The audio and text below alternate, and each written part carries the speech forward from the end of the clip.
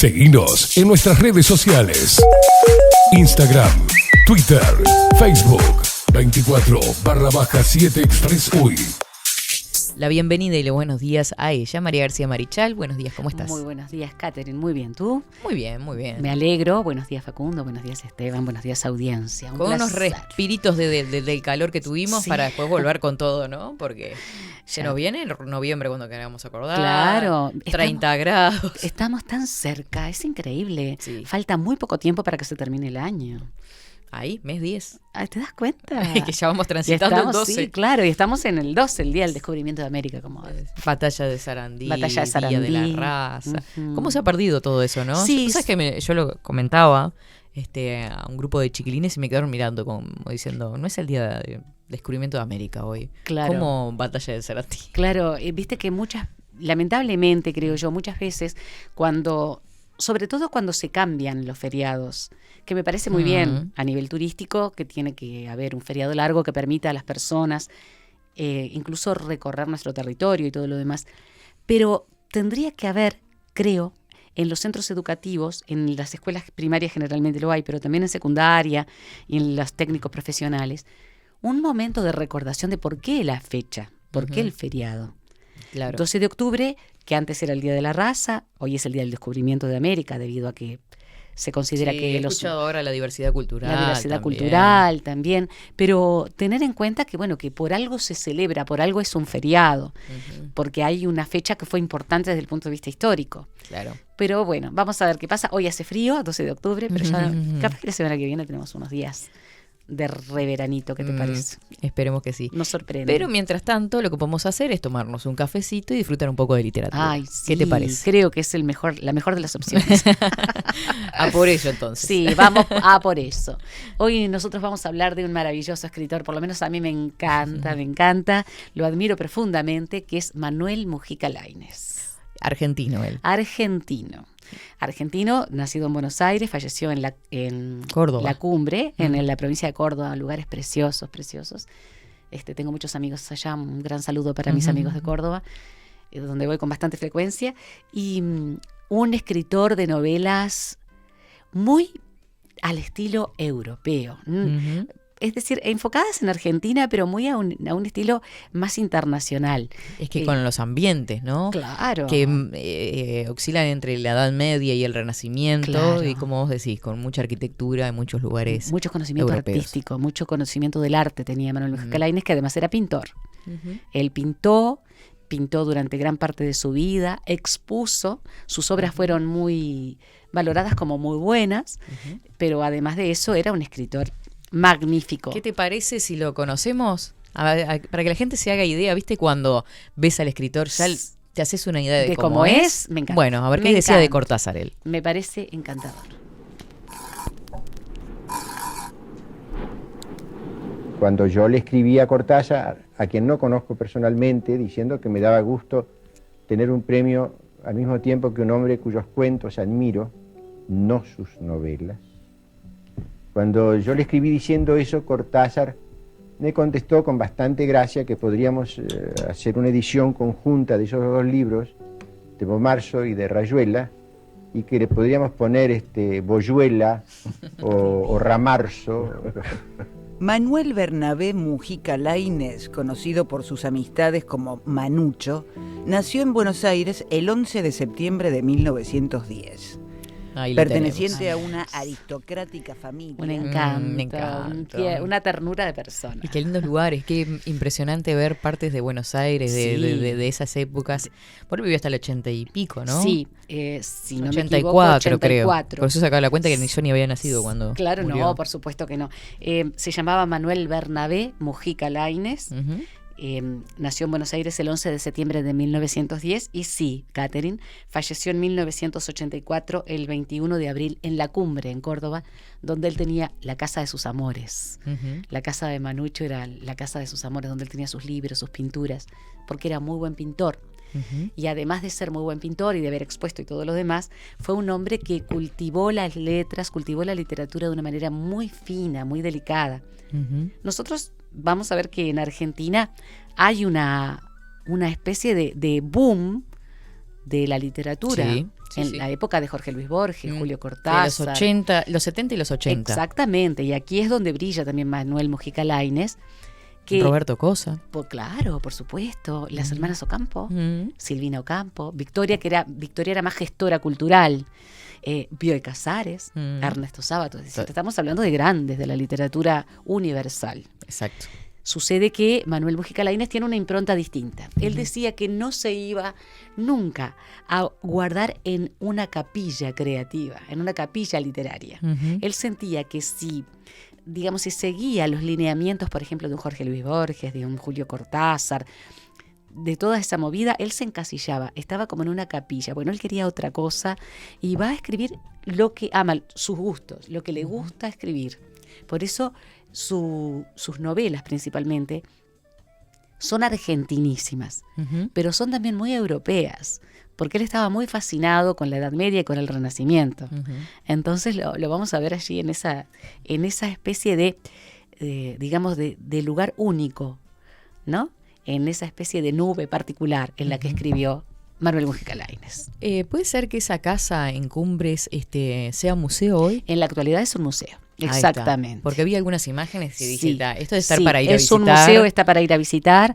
Yo que voy muchísimo a Córdoba, voy prácticamente, ahora desde la pandemia no estoy yendo, pero voy todos los años, porque voy a encuentros de escritores en Villa Dolores, en Santa María de Punilla. No la conozco, y conozco la Cumbre, pero no conozco porque cuando fui a la casa de Manuel Mujica Lainez estaba cerrada, pero es un museo que se puede visitar. Creo que tiene un parque precioso también. Hermoso. Unos lugares tremendos. Es que esa zona del Valle de Punilla, son 3 valles en las sierras cordobesas, entre las altas cumbres y lo que se llama las sierras chicas. Son el Valle de Punilla, que es el que está primero, donde se encuentra Santa María de Punilla, Cosquín, La Falda. Después está el Valle de Calamuchita, donde está la Cumbre, la Cumbrecita, Belgrano, que es hermosísimo. Y posteriormente el último valle, entre las cumbres, las altas cumbres, que se llama el Valle de Tras la Sierra. Mira, pensar que estamos tan cerca, ¿no? Tan cerquita. Tan cerca de lugares hermosísimos, Bellísimos. pero realmente. Son bellísimos. Yo siempre digo que mi otro lugar en el mundo es Argentina, y hay 2 provincias que yo adoro, que son Catamarca y Córdoba. Córdoba tiene realmente en esos lugares... Tiene una fuerza y una paraísos. energía, creo. Sí. Por lo que he sí. leído y visto. Nunca fui, Sí, pero es bellísimo. me encantaría Es bellísimo. conocerlo. Yo te lo recomiendo porque son lugares además a recorrer en un ómnibus. Yo, por ejemplo, normalmente para abaratar costos no alquilo auto ni nada. Me subo a los ómnibus de línea en las terminales y voy conociendo. Lo hice en familia también. Qué lindo. Y es realmente hermoso. Porque además te bajás donde querés, vas, recorres, caminás. Bueno, las altas cumbres son algo realmente espléndido, bellísimo. Encontrás de pronto una cascada entre las piedras y de pronto encontrás un bosquecito en un valle.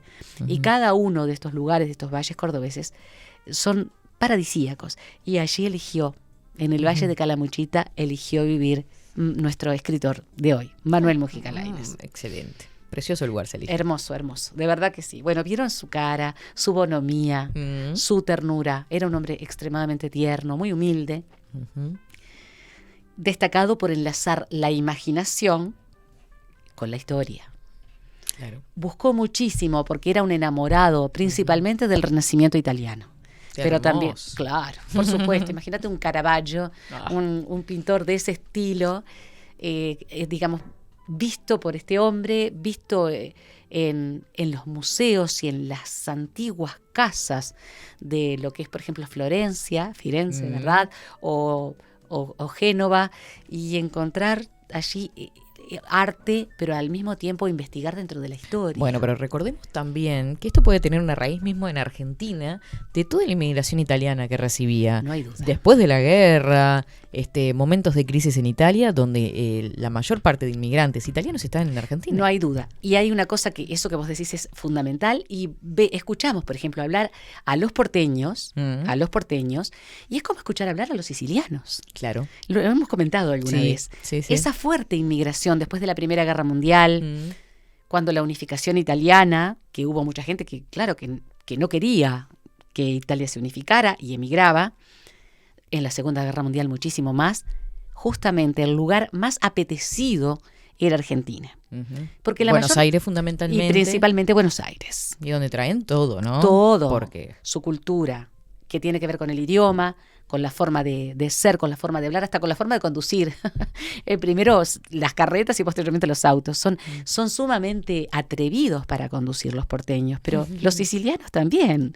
Entonces, atrevidos en el mejor sentido de la palabra, ¿no? Sí, no se nos enojen. Claro, y nosotros, por favor. Y a mí me encanta, además, me encanta encontrar esos lazos. Ay, a mí también, me fascina. Cuando escuchás además el eco de un porteño hablar, sí, y escuchás a un siciliano, es hermosísimo porque le encontrás esa conexión, que es una conexión histórica y antropológica, porque tiene que ver también con la lengua, con las costumbres, con la forma de moverse, hasta con la fe.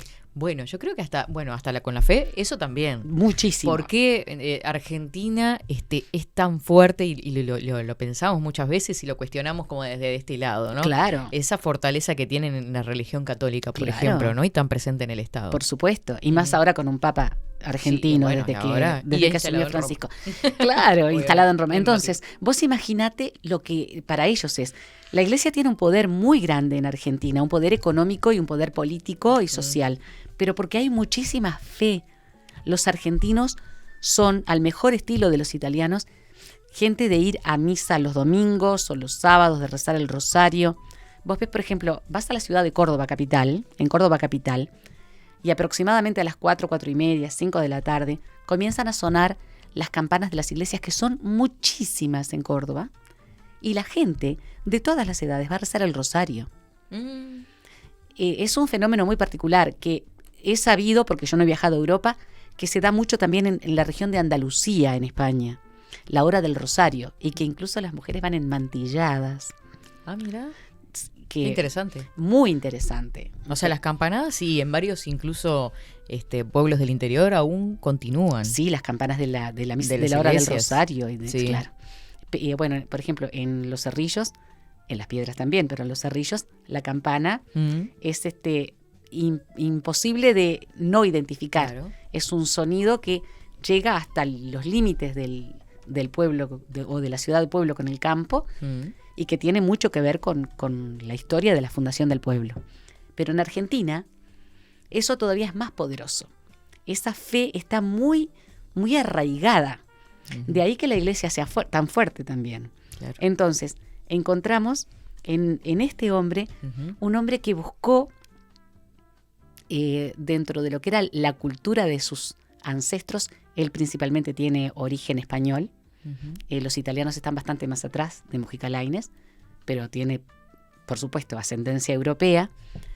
Esa raíz del Renacimiento en la Europa original y también de la Edad Media. Y le encantó investigar para escribir sobre eso y para imaginar. Claro. Entonces, tanto escriba sobre Europa, como en caso de Bomarzo, que es su obra mejor lograda, su obra magna, para mí, exquisita, estupenda, removedora. Pero vas a la casa, que ahora vamos a hablar de la obra de él, o al el Gran Teatro, por ejemplo, o Aquí vivieron, libros que él no quería volver a leer porque dice que los había escrito muy joven y que no le gustaba cómo estaban, no quería verlos más. Muy crítico, ¿no? Era muy crítico y no los reeditó nunca. El Escarabajo, por ejemplo, está ambientada desde el antiguo Egipto hasta la modernidad porteña. Entonces, fue un magnífico escritor porque no imaginó solamente, sino que se nutrió de toda una cantidad de historia y de toda una cantidad de cultura para poder escribir. Yo lo recomiendo para leer algo realmente entretenido y muy bien escrito. Manuel Mujica Lainez es espectacular. Y si Bomarzo, que es su obra magna, tiene de pronto mucha cuestión política del Renacimiento, porque se trata justamente de la familia Orsini, ¿no? Pier Francesco Orsini y la familia de los Orsini, que junto a la familia de los Medici y los Colonna fue en la Florencia y también en Roma y en la mayor parte de las ciudades de la Italia del Renacimiento, las más poderosas, las que tenían más peso. Entonces hay mucha política allí. Pero, por ejemplo, leer El Gran Teatro, La Casa o El Escarabajo es un Es un placer. Es un placer. Qué lindo. Un placer. Vamos. Mirá, ¿qué hubiese pasado si Cortázar y Mujica hubiesen hecho Boyuela, ¿no? Ah. Que era lo que le había propuesto. Boyuela. Sí. Hubiera sido hermoso. Porque, por ejemplo, en el caso de... Que es justamente la combinación de las palabras de Bomarzo y Rayuela. Exactamente, ¿no? Bomarzo y Rayuela. Eran, no se conocían, pero tenían muchísimo respeto uno por el otro. Además, cuando Jorge Luis Borges fue el presidente de la Asociación de Escritores Argentinos, Manuel Mujica Lainez fue el vicepresidente. Mirá vos. Entonces allí tenían un vínculo. Jorge Luis Borges admiraba el trabajo de Mujica Lainez, aunque el suyo era totalmente diferente. Sí, ¿no? sí. Totalmente diferente. Pero lo ensalzaba, digamos, lo respetaba muchísimo. Era de origen patricio. Ser patricio en Argentina es pertenecer a la aristocracia más rancia, en el sentido de la antigüedad. Patricio de origen español. Los patricios son principalmente de origen español porque fueron quienes colonizaron y quienes establecieron. El que tiene un raíz con uno de los héroes argentinos. Sí. Bueno, pasa que en este momento no me acuerdo con cuál de ellos es, pero tiene una raíz Sí, familiar ahí. había familia. De pronto por eso capaz que pertenece al claro, patricio. Nuestros oyentes posiblemente nos den la pista. Era de origen patricio y por el lado materno descendía de periodistas y escritores. Y del lado paterno por militares, es decir, vemos que hay una fuerte impronta de las antiguas familias bonaerenses principalmente. Entre los 13 y los 16 años vivió en Europa. Claro, vivir en Europa le dio acceso a visitar todos los museos que quiso, a recorrer todos los lugares que quería ver para analizar su historia, para indagar. Leyó muchísimo, se contactó con historiadores, con escritores, y era un jovencito. Además, sabía hablar muy bien el francés y podía dominar muy bien el inglés. Entonces, claro, pudo leer a los clásicos de Francia y de Inglaterra en sus lenguajes originales, lo que hace mucho más rico el contenido y el aprendizaje. Claro. ¿No? Era como una especie de máquina de absorber cosas. Él le encantaba aprender. Y cuando desarrollás, la lectura, es como más fácil La después. creatividad se hace mucho más fácil, se hace mucho más... Se expande. Claro, y se hace... digamos, mucho más floreciente, porque hay una cantidad de aspectos que se van manejando a medida que se lee tanto.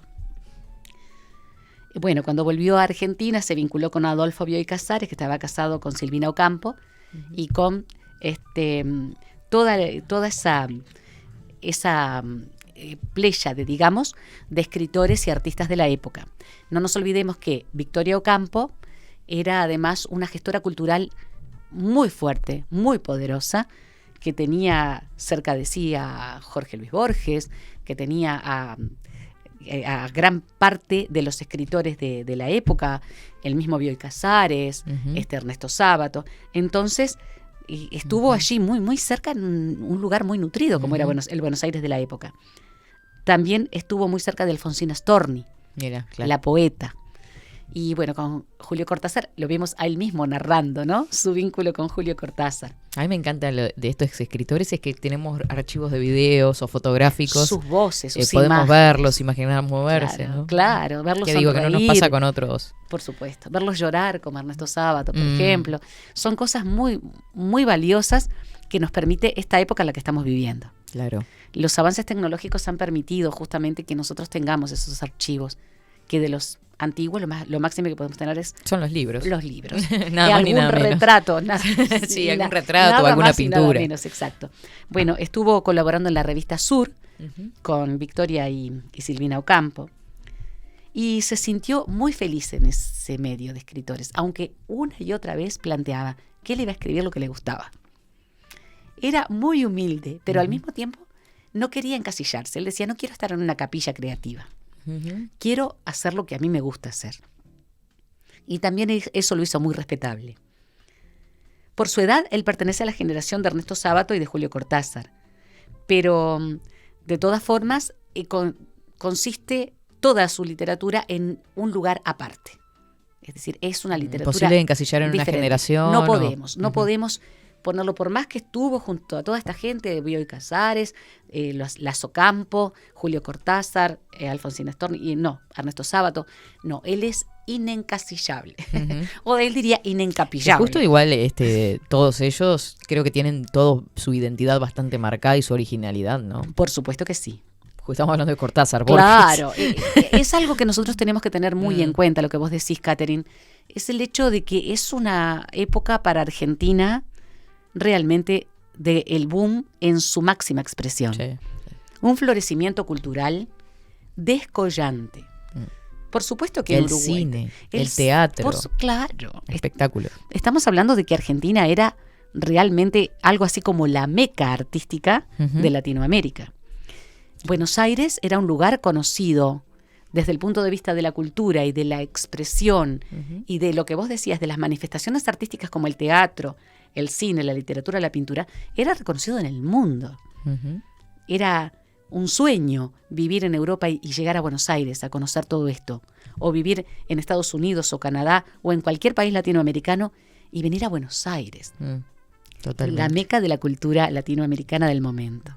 No sé, haber visto caminar nada más a Julio Cortázar o a Jorge Luis Borges, no sé si no me hubiera desmayado, por ejemplo. Porque es realmente interesantísimo de tener en cuenta. Como te decía, fue vicepresidente de la Sociedad Argentina de Escritores cuando Borges fue el presidente, o sea que esos vínculos le permitieron a él crecer muchísimo desde el punto de vista de la creación. Creció muchísimo, porque el tener toda esa multitud de intelectuales alrededor permite que el propio intelecto crezca. Claro. Eso hace que yo sea muy defensora de los grupos de lectura, de los grupos de escritura, de los talleres literarios, hermoso. de los El desayunos. intercambio. El intercambio yo es participé hermosísimo. muchos años qué lindo, de talleres Catherine. literarios con mujeres hermosas, con escritores Qué lindo eso. espectaculares. Eso es espectaculares. hermosísimo porque nos permite crecer el intercambio. Es más, era la única de mi generación que participaba de esos encuentros porque era gente adulta. Me Generalmente, imagino. Era como la Benjamina de los grupos. Me imagino, la más chiquitita, la más mimosa. Sí. La Bueno, y mimosa. así arranqué en radio, en realidad. Bueno, ¿ves? ¿Te das Con los cuenta? encuentros literarios empezamos a recorrer las radios locales y yo tenía 17 años. Eras una nena. Ahora, ¿te das cuenta qué importante? Que eras una adolescente, eras una niña, prácticamente una adolescente, y tenías todo ese bagaje porque estabas yendo a los grupos. Yo tengo la gratificante, digamos, la gratificante forma de armar talleres literarios multietarios. Claro. No porque yo diga, tú sí, tú no, porque llegan de todas las edades. En los desayunos literarios, por ejemplo, en Las Piedras, tenemos gente desde 19 a 80 años. Claro. En mi casa, desde los 18, 19 hasta los 70 y tantos. En Progreso en Literatum, que es hermosísimo, van desde niños, jovencitos, hasta gente que pasó los 80. Entonces, eso te da una variedad de visión. Por eso de pronto... Y de sentir y de emociones, porque Claro. yo recuerdo, hechos puntuales, en el cual terminábamos emocionados escuchando la historia de un cuento en lo que se había basado o en qué se había inspirado una persona. Claro que sí. Que conocíamos capaz de cruzarnos en el pueblo, pero que después estabas escuchando justamente todo ese interior, ¿no? Claro, Tan rico. Claro, que cada persona es una historia. Y cada historia está vinculada a otras historias. Entonces, acá, por ejemplo, cuando yo leo a Manuel Mujica Lainez, cualquiera de sus libros hermosísimos, porque cualquiera de sus libros son bellísimos, vos notás que él valoró eso. Claro. Valoró eso de vincular las distintas etapas de la vida y las distintas personas con los lugares, con las historias, con el arte del momento. De ahí lo grandioso de este estupendo escritor, que además era muy simpático, que era muy enternecedor hablar con él, un hombre de mucha humildad y de mucha paciencia, porque dice que pintaba con muchísimo cuidado, que le gustaba mucho la soledad, los lugares abiertos para poder pintar y que de ahí se iba a escribir. En su casa de La Cumbre está su escritorio, el escritorio donde él Hermosísimo. trabajaba. Estuve viendo imágenes. ¿Viste la belleza? Hermoso. Allí se sentía en paz y tenía, digamos, la gracia, como le decía él, como que estaba en gracia para poder desarrollar la literatura o hasta para poder en el atelier pintar. Un hombre realmente muy valioso, Manuel Mujica Lainez. Fue muy premiado. Ujú. En 1963 recibió el Premio Nacional de Literatura en Argentina. Ujú. En 1982 recibió la Legión de Honor del Gobierno de Francia. Ujú. Eso él lo tenía como un premio muy particular, Claro. muy particular. Después recibió muchísimos reconocimientos más. Dentro de sus obras tenemos que destacar Aquí vivieron, que son esos libros que él no quería volver a leer, ni quería volver a editar, porque él decía que estaban mal escritos, que recién estaba aprendiendo. Ujú. En realidad están muy buenos y tratan justamente desde el nacimiento de Buenos Aires como ciudad, Ujú. con la fundación por parte de Bruno Mauricio de Zavala, que también fundó Montevideo. Montevideo, y Pedro de Mendoza. Bruno Mauricio de Zavala hace la fundación formal en Montevideo, pero ya había estado organizando lo que después Pedro de Mendoza funda formalmente, que es Buenos Aires. Había estado planificando y loteando, etcétera, etcétera. Y desde ese principio va, digamos, analizando las formas de vida de las diferentes etapas históricas de la sociedad porteña. Porteña es decir poco, de la sociedad bonaerense, porque no solamente está hablando de la ciudad de Buenos Aires en sí misma, sino del entorno, lo que hoy podríamos llamar conurbano, que le el llaman. conurbano. Exactamente, la conurbación porteña. Ujú. Entonces, Aquí vivieron es muy rico para ver además la primera etapa de este Ujú. grande de la literatura. Los ídolos es otro libro excelente. La casa, de 1954. La casa es uno de los libros más bellos que yo he leído en mi vida. Mm. Es un libro en el cual la casa, que es una casa quinta, una casa señorial, propiedad de la aristocracia digamos, del siglo XIX en Buenos Aires y que está en la calle Florida, Ujú. una calle que es icónica con respecto a lo que fue la aristocracia porteña, narra su propia historia en primera persona. Ah, mira. Entonces va narrando desde su brillo espectacular en los inicios hasta su decadencia y su abandono, Ujú. su término, la vida que se termina y que sabe que Y una que va a tener- aristocracia que va decayendo también, porque va mutando la Exacto, sociedad. a eso iba, exactamente. Lo que narra la casa Ujú. es su vida como un patrimonio arquitectónico, pero la vida de las personas. Claro. Cómo cambia desde aquella aristocracia que decíamos rancia, aquella aristocracia de origen fundacional, de raíces europeas. Ujú. Con orgullo, con esa cosa, Claro, ¿no? esa impronta. De pertenecer.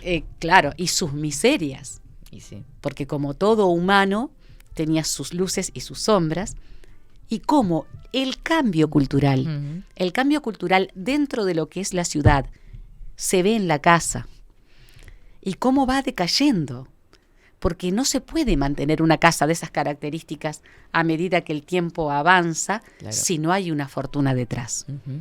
Y si las familias se empobrecen, si hacen malos negocios o si las cosas salen mal, si las crisis económicas que están planteadas con enorme delicadeza por un autor que es muy, muy diáfano en su forma de expresarse, las crisis económicas van empobreciendo a esa gente Ujú. y que la tiene que ir dejando, la va abandonando, van abandonando la casa, van dejando de cuidarla porque no pueden mantenerla.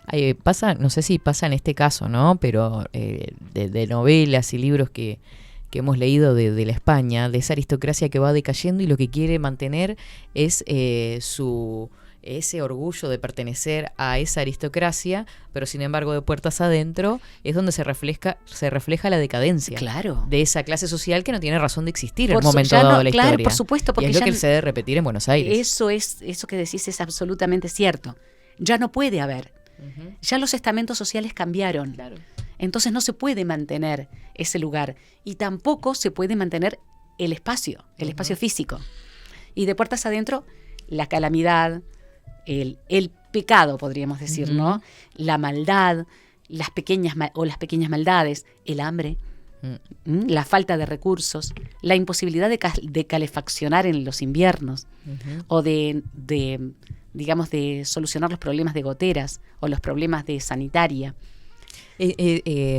Creo que la decadencia de un espacio físico es el reflejo de la decadencia de lo moral en realidad de esta sociedad o de esta clase, ¿no? Eso mismo quiere expresar en su La Casa Manuel Mujica Lainez.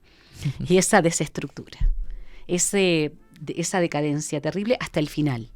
La casa se ve prácticamente en un futuro derrumbamiento, una futura destrucción. Claro. Y ella cuenta, y cuenta con absoluta objetividad lo que pasaba con la gente.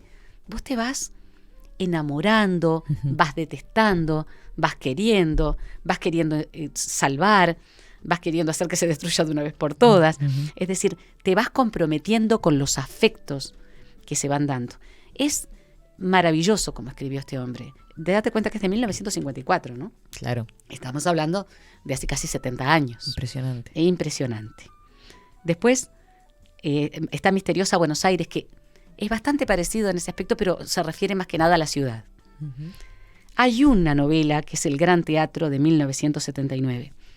El Gran Teatro es otra novela para leer, para sentarse a leer, como decís vos, con un cafecito, para leer tranquilo, porque habla de lo mismo, de la misma decadencia social de una familia, mientras esa familia asiste a la ópera a ver Parsifal, que es una ópera de Wagner.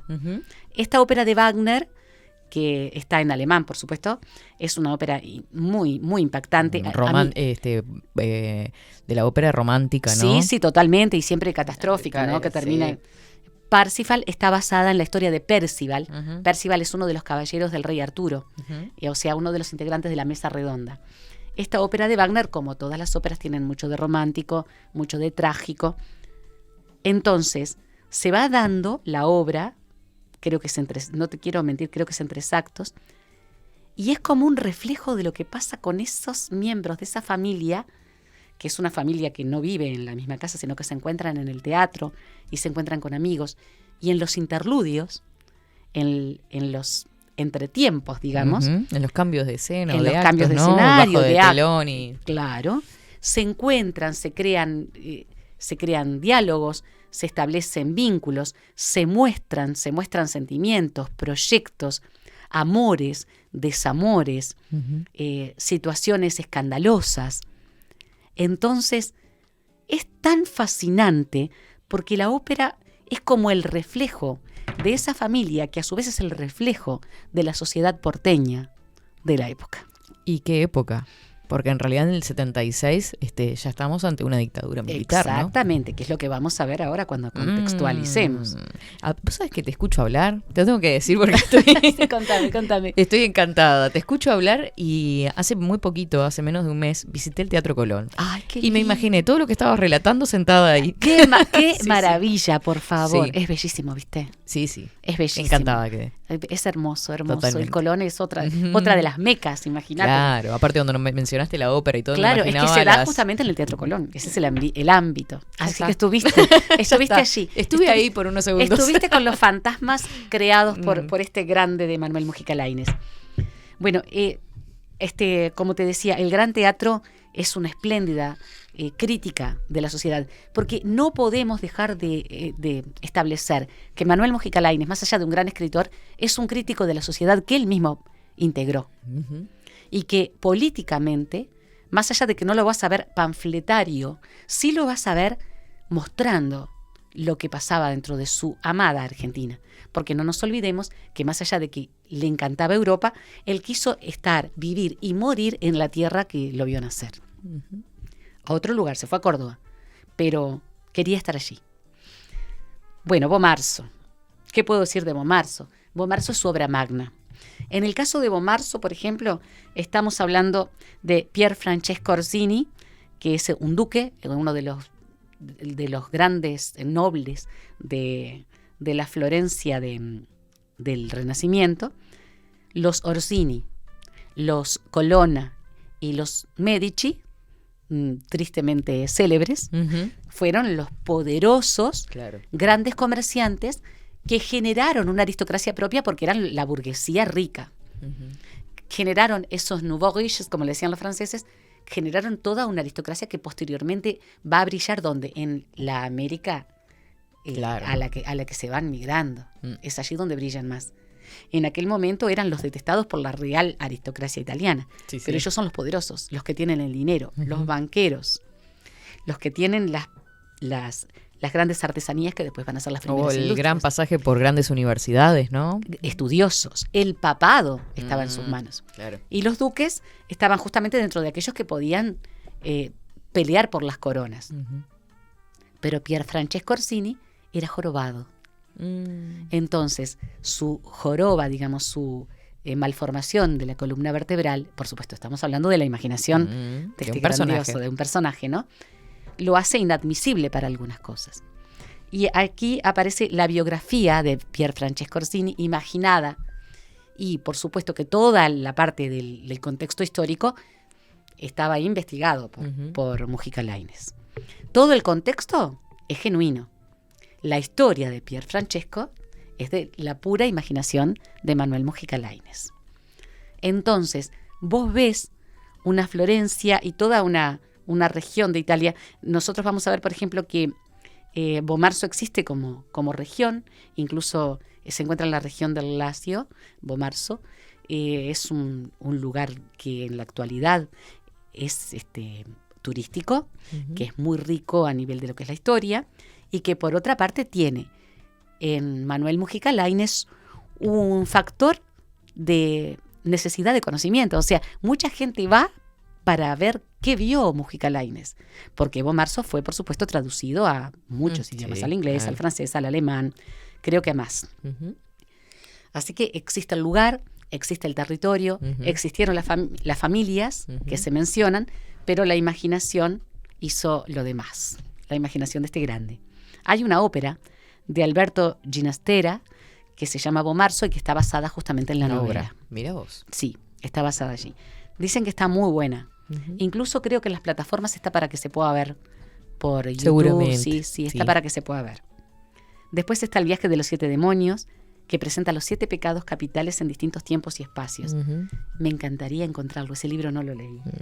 Me encantaría encontrarlo porque conociendo como conozco la literatura de este grandioso, a mí, vuelvo a decir, me encanta, tiene que estar muy bueno ese libro, pero no lo he podido encontrar. Ya lo voy a encontrar y después te lo voy a comentar. Bueno.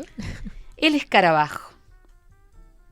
El escarabajo, fíjate vos, cuando yo leí El escarabajo me lo prestó un amigo que fue además muy importante en mi vida, porque fue una de las personas junto con mi esposo y mis hijos que me impulsó a poder publicar mi obra. Se llama Gonzalo Bock, es un amigo muy querido. Él me prestó Bomarzo. Cuando yo leí Bomarzo ya había leído... Escarabajo. Me prestó Bomarzo y después me prestó El escarabajo. Ah, bien, bien. Ya había leído las otras obras. Cuando me prestó El escarabajo, yo dije, esto tiene que ver con Egipto seguramente, porque el escarabajo generalmente era una especie de pendiente o de prendedor que le ponías a la momia para que pudiera pasar al inframundo de manera protegida de los dioses, ¿no? Los escarabajos son muy importantes en Egipto, siempre lo fueron, debido a que el escarabajo estercolero, por ejemplo, es un descomponedor. Entonces es importante para la ecología. Y los escarabajos eran vistos como aquello que resucitaba, como aquello que protegía de la muerte y de la suciedad, de lo feo. Entonces el escarabajo cuenta en primera persona su historia, es un poco como en la casa.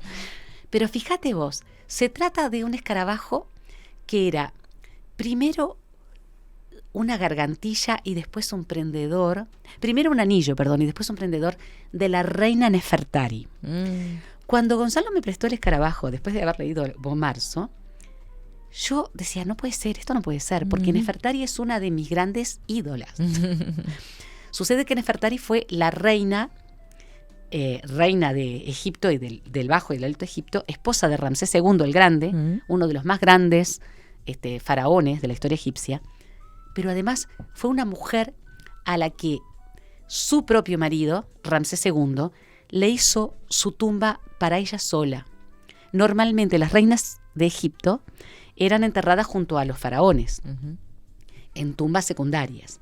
Ramsés II le hizo a Nefertari su propia tumba, que es una de las más bellas del Valle de los Reyes, porque él no solamente la consideraba su mujer y su reina, la consideraba su favorita. Estaba absolutamente enamorado de ella. Y no solamente porque era, según dicen las crónicas, la mujer más bella del Egipto de su época, sino porque era escriba. Ella sabía leer y escribir jeroglíficos y además en el tipo de letra también que era, digamos, para los borradores, ¿no? De la letra simplificada. Entonces, cuando en la tumba, Nefertari murió muy joven, cuando dio a luz a su 6ª hija, cuando la entierran, en su tumba lo primero que dice cuando ella se presenta ante los dioses en las paredes pintadas, ella dice: soy Nefertari, reina del Alto y Bajo Egipto, yo soy escriba. Y eso se lo hace escribir su marido. Claro. Es decir, estamos hablando de una mujer que además aparece en Abu Simbel, aparece como la única mujer dentro de lo que son las imágenes de Ramsés II.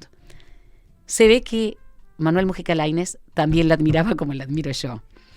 Entonces, él, en su imaginación, este escarabajo conoce a Nefertari porque forma parte de su vida, de su anillo, después de su amuleto, de su prendedor, porque va en su momia, porque posteriormente vandalizan la tumba y se llevan el escarabajo, y el escarabajo va contando todas las peripecias que va pasando, desde ese Egipto antiguo hasta que vandalizan la tumba y todo lo que va pasando después, quién lo compra, dónde va, quién lo lleva, dónde va Grecia, va Roma, va hasta la actualidad de Mujica Lainez, ¿no? Wow.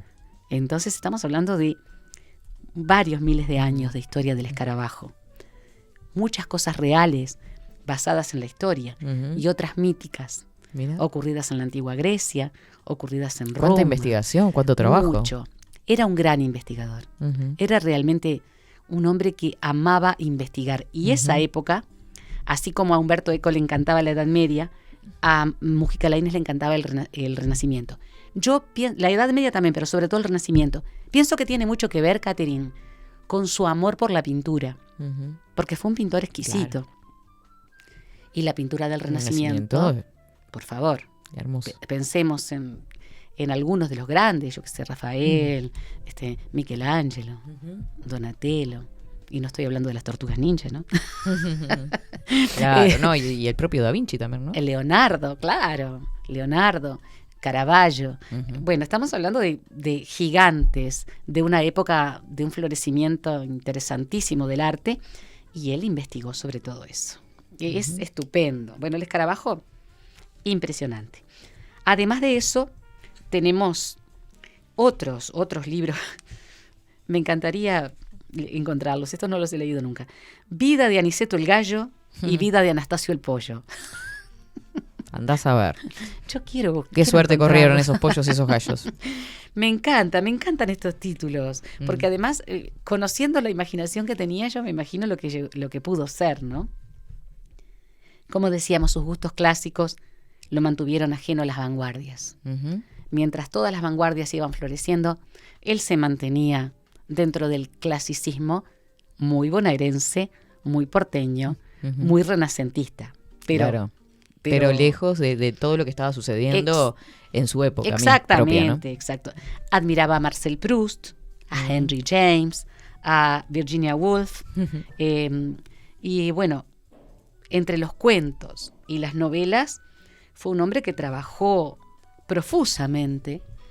Además hizo crónicas e hizo críticas literarias.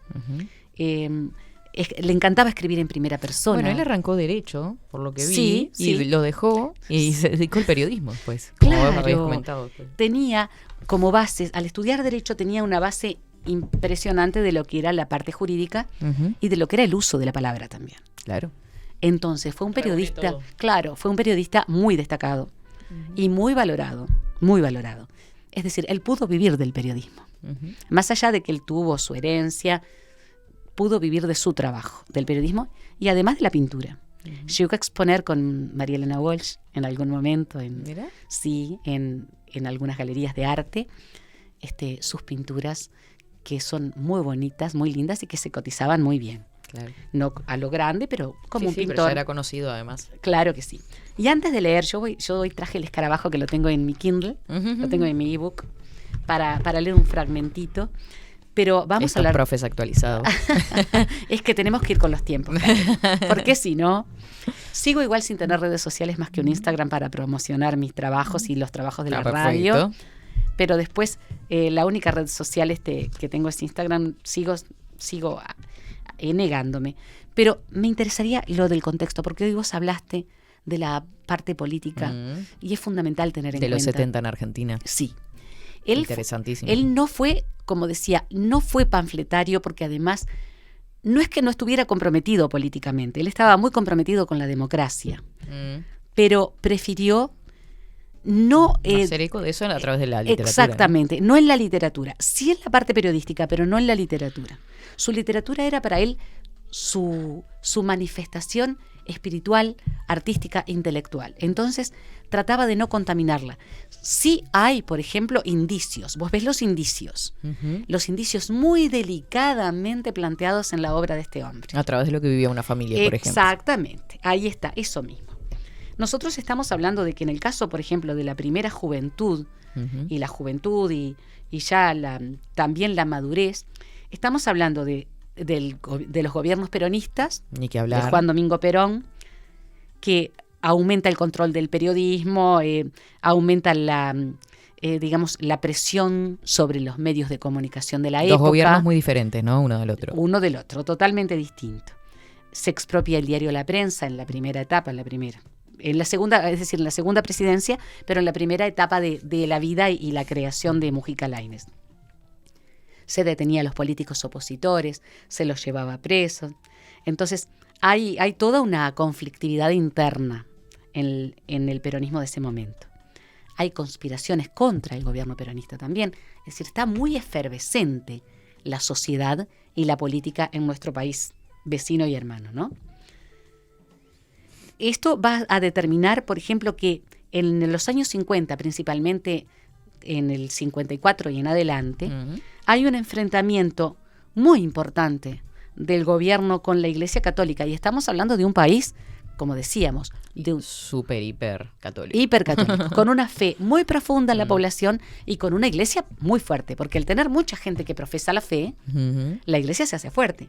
Como vos decías, lo vemos desde este lado y para nosotros no tiene mucha razón de ser, porque nosotros somos laicos. Totalmente laicos, es decir, más allá de que tenemos libertad de expresión y libertad de religión, hay católicos, por supuesto que sí, hay diferentes religiones, pero es el país más laico de Latinoamérica sin duda, y tal vez de América, diría yo, salvo Canadá. Yo diría que el más laico con Canadá de todo el continente americano. Entonces no podemos entender mucho este fenómeno, pero la confrontación con la Iglesia Católica fue terrible. Muy llamativa, por seguramente, que para ellos. Entre ellas, por ejemplo, en este momento hay un partido nuevo que es el Partido Demócrata Cristiano, y hay un enfrentamiento con la Iglesia Católica. ¿Y qué hacen el gobierno peronista? Establece el divorcio vincular, se suprime la enseñanza religiosa obligatoria en las escuelas públicas, que hasta ese momento existía, incluso en nuestro propio momento vareliano, se podía enseñar catecismo en las escuelas. Eso no estaba prohibido en absoluto. Podía ser una opción. Podía ser una opción. No era obligatorio. Y se cumplía, pero no era obligatorio. Perfecto. En este caso era No me obligatorio. acordaba de eso. Sí, era obligatoria acá en Argentina. Y se autorizó la apertura de prostíbulos. En un país tan católico, tan fundamentalista en ese aspecto, esto era una provocación. Era escandaloso. Entonces, hay unas manifestaciones opositoras terribles. En la celebración del Corpus Christi, en la Plaza de Mayo, el 11 de junio del 55, se transformó en un acto opositor al gobierno, en lugar de una manifestación de la Iglesia Católica. Claro. Era un acto en contra de este gobierno. Totalmente. Ahí está. Bueno, hubo, por supuesto, víctimas en algunos momentos de sublevación también en esta época, ¿no? Se polarizó tanto la política que los enfrentamientos entre peronistas y antiperonistas, que creo que ya lo vimos en algún momento cuando estuvimos hablando, era insostenible, no se podía más. Claro. Se multiplicaban los atentados terroristas, antiperonistas principalmente, ¿no? Además, más de 300 personas murieron. Sí, varios cientos, fíjate vos, más de 300. Sí. Imagínate lo que fue, sangriento, realmente sangriento. Y bueno, ¿qué decían? Justamente, ¿qué decían los peronistas? Que eso estaba promocionado por Estados Unidos y Gran Bretaña, Claro. que eran quienes incitaban al enfrentamiento. En septiembre de 1955, grupos militares se sublevaron en Córdoba, la ciudad capital de la provincia, y amenazaron con cañonear desde buques la refinería de Mar del Plata. Ujú. Perón sabía que si esto seguía, iba a ser una masacre Sí. y una destrucción económica total. Entonces, lo que hace es, bueno, se permite ser derrocado de alguna forma y se va exiliado a España, desde donde vuelve en 1973 con una etapa distinta, totalmente distinta, ¿no? Entonces, los militares que derrocaron a Perón, que de alguna manera, como decíamos, se dejó derrocar porque no quería más derramamiento de sangre, y eso hay que tenerlo en cuenta con respecto a Perón, denominaron a esta etapa la Revolución Libertadora y ocuparon el gobierno con un golpe de Estado. Claro. Por supuesto, los golpes de Estado se van a suceder Mm. una y otra vez. Porque Y en esa radicalización y en esas... Sí, ¿no? totalmente. Nosotros vamos a ver que está absolutamente polarizado. Eso. Y da un poco de temor en este mundo tan convulsionado en el que tenemos ahora. Y polarización que continúa. Totalmente. Y tenemos, por ejemplo, estos atentados terribles, ¿no? De Hamás contra sí. Israel. A su vez, la respuesta de Israel contra la Franja de Gaza y contra Cisjordania, Ucrania y Rusia, nos hace ver cuán cíclica es, ¿no?, la historia, cuán cíclica. Y qué riesgo corremos de que todo se venga abajo y que se desplome como la casa de Manuel Mujica Lainez. Sí. Entonces, no nos tenemos que olvidar que entre los años 60 y 70, Catherine, todos los gobiernos electos en Argentina fueron derrocados por golpes militares. Claro. Aquí estaba este hombre establecido ya, buscando en su Córdoba, en su casa de Córdoba, la paz, Ujú. para poder escribir y sin dejar de manifestar en sus obras esto que estaba pasando de una manera absolutamente indiciosa, digamos, ¿no? Con indicios. Y sí, Con- la inestabilidad que debe generar a nivel familiar Claro. también, porque era una inestabilidad social, económica, que se extendió por muchos años en realidad. Fueron muchos años. Y acá aparece el inicio de lo que fue la gran tragedia. Porque ya en los años 70 nosotros tenemos, por ejemplo, que en el golpe de Estado del 73, 76 en Argentina. es 76, nuestro 73 y 73 en Chile, 76 en Argentina, empieza el desastre terrible de lo que fue el Plan Cóndor, Ujú. los desaparecidos, por supuesto, las guerrillas, no en nuestro país porque ya estaba terminada. Fueron previas. Fueron En previas. ellos fueron después. Pero en ellos, por ejemplo, los montoneros, Ujú.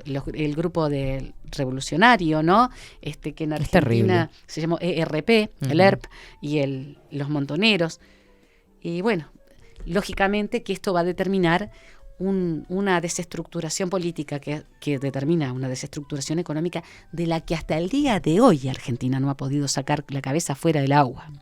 Porque todos se llevan harina para su costal. Por ¿no? supuesto. Y estamos además, hay una época en el kirchnerismo en el cual hay un florecimiento, pero la deuda es tan grande, Ujú. y además no solamente hay corrupción, hay además problemas estructurales a nivel de la economía que hacen que, claro, que esté en este momento ahí en la cuerda floja. En la arena movediza. Siempre en arenas movedizas.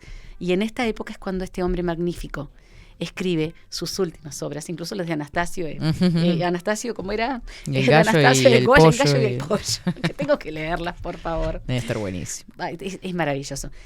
Esperemos que la próxima tanda de intelectuales en todo el mundo y en nuestro territorio más esté en países en paz, ¿no? Ujú. Y con desarrollo económico, porque tenemos todo para tener un desarrollo económico. Argentina, en los años 70, Ujú. cuando cayó en el infierno, fue el país que más creció en el mundo a nivel de lo que era principalmente agropecuario e industrial. Claro, unas tierras y una riqueza Por territorial favor, impresionante. por favor, de todo. Tiene todo para salir Todo adelante. y tiene unos paisajes hermosos y una gente estupenda. Mm. Sucede que se tienen que dar las Y los condiciones, intereses, viste, las políticas, lamentablemente. Pero bueno, Y las grandes veremos qué sucede ahora en menos de 10 días que en menos tienen de las PASO. las elecciones. Las elecciones. ¿Qué te parece si leemos un poquito? Bueno, a ver. Yo tengo acá en mi Kindle tengo el escarabajo. Bueno, que lo leí de nuevo. Porque cada tanto yo releo los libros de Mujica Lainez. El primer capítulo está dedicado a Anita. Vos sabés que no sé quién es Anita. El primer capítulo, Encuentro con el dios del mar. Hacía un mes que navegábamos.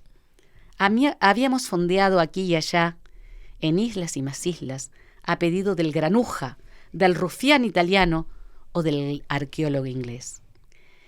Mrs. Dolly Vanbrugh accedía siempre.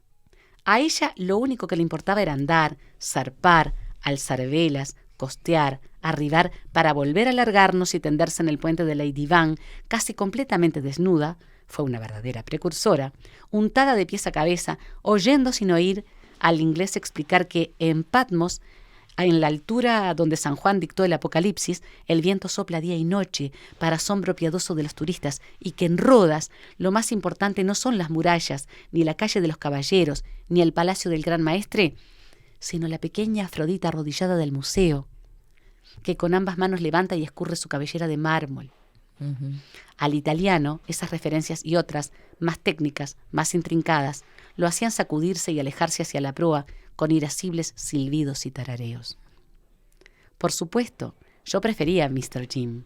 Lo conocía y admiraba desde que pasé a poder de Mrs. Vanbrugh 7 años atrás, y me encantaba escucharlo. Es enorme y diverso lo que aprendí de él, sobre esto y aquello, sobre Egipto, mi patria, hasta sobre la reina Nefertari, mi adoración, hasta sobre mí mismo. En cambio, yo detestaba a Giovanni, a quien había calado inmediatamente a partir del momento infeliz en que Mrs. Vanbrugh y él se encontraron poco antes en esa Nápoles turbulenta en la que tantos encuentros se producen, organizados por la indiferencia y la mofa del destino, o por la habilidad de los que con el destino colaboran, los canallas, hijos de zorras y de malandrines, cuando no vástagos de desgracias, de desgraciadas princesas y condesas, ansiosas de dólares y huérfanas de liras. Vos fijate qué forma de poética de describir una sociedad resquebrajada y empobrecida. ¿Cuántos símbolos? Cuánto símbolo. Por lo demás, era obvio que Mr. Jim, septuagenario, reumático, puro huesos, calvicie, pipa y guiños, estaba, sin remisión ni solución, enamorado de Mrs. Vanbrugh. De ello me percaté enseguida, pues no por nada soy fantásticamente viejo y experto en amores. Con igual certidumbre, práctica, me di cuenta al punto, pero para eso no se necesita ser un perito como yo, ya que resulta más que indudable, de que Giovanni Fornaio era un sinvergüenza. Solo Mrs. Vanbrugh no lo advertía. El resto, el capitán, el contramaestre, el telegrafista, el médico ducho en masajes, el cocinero, el pinche y los 7 hombres de la tripulación, con más el inglés y yo, inseparables de la norteamericana, lo archisabíamos. Ella no. Ella, pienso yo, aparecía como una combinación curiosa de ingenua de Hollywood, remilgos, ojos puestos en blanco, aleteos, dulces y sorprendidas actitudes, y de ninfa pecadora, hambrienta de hombres, con súbitas llamaradas en los ojos seráficos, lo cual compone una mixtura física y patológica ardua de conciliar. Pero lo cierto es que cada uno de nosotros, también yo, ofrece a quien logra examinarlo con agudeza una mezcolanza de contradicciones. En esa ensalada o potaje de antítesis, consiste el humano interés. De no existir dicho desconcierto, el mundo, un mundo de Adanes y Evas previos a la culpa, perdería atractivo. Sobre el tema sería factible escribir páginas y páginas. Se han escrito, puesto que debemos resignarnos a recordar que nada de lo que concierne al alma y su análisis puede jactarse de poseer la seducción de la estricta novedad. Limitémonos entonces, prudentemente, a observar a Mrs. Dolly Vanbrugh, untada, estirada sobre una colchoneta en la cubierta del Lady Van, cuidando que la sombra del velamen la proteja del sol. Dije que está casi desnuda. Lo está. Apenas disimula con millonaria audacia y un género breve aquellas partes de su cuerpo cuya exhibición es proscrita por el pudor elemental de las convenciones, fuera de la higiénica o tierna intimidad. Y las manos, como siempre, diurnas o nocturnas, se esconden bajo el disfraz de los guantes. En el anular de la izquierda, sobre el ceñido forro de los dedos, arroja rayos orgullosos, no bien la mueve, el inmenso brillante de su sortija, estupendo regalo de bodas de Mrs. Aloysius Van Broek, de Filadelfia y Wall Street, difunto. Y en la otra, esta vez en el dedo del medio, asimismo encima de la liviana y rosada funda, estoy yo, el escarabajo. ¡Ay, qué hermoso! Es una belleza. Es una belleza. Es una belleza, contando su Una historia. No. Además lo poético, lo exquisito, lo sensual. Claro, la sensualidad está a la orden del día en todos los textos de este hombre magnífico que es Manuel Mujica Lainez, porque él era un hombre muy sensual, se ve incluso en sus pinturas. Uh-huh. Pero vos fíjate cómo se presenta el escarabajo y cómo muestra en pinceladas muy de pintor, ¿no? Muy de pintor, sí, tal cual. Delicadas, Las descripciones, insinuantes. el detalle, insinuantes. Claro, el detalle y la descripción. En un mundo lleno de Adanes y Evas. Claro, Qué hermoso. puros todos. ¿Sabés que te voy a leer unos mensajitos Ay, me antes de encanta. retirarnos? Sí, sí, Dice, por buenos favor. días, bellezas. Ay, qué lindo. Para algunos la comida, para otros la vestimenta. Para mí no hay nada más afrodisíaco que escuchar a una mujer hablando de literatura. Ay, qué belleza. No en vano, mi amada es de letras. Mil gracias. Ay, qué hermoso. Dice, qué maravilla escucharlas, mujeres. Gracias por los análisis literarios. Una selección de autores suprema. Qué hermoso. Y Silvia que nos saluda también por Twitch. Muchísimas gracias. Qué hermoso a los mensaje. oyentes. Viste que Muchas se gracias. inspiran también ellos, Sí, claro ¿no? que sí. Y eso además, eso habla de lo hermoso Ujú. que es este espacio para poder interactuar con estas personas que nos escriben, a quienes agradecemos tanto su presencia. Ni que hablar. Y esto fue el misterio de la palabra, hoy con Manuel Mujica Lainez. Maravilloso. Muchísimas gracias, Manuel. No, un placer. Gracias a ti y a ustedes por permitirme este espacio. 24/7 Express.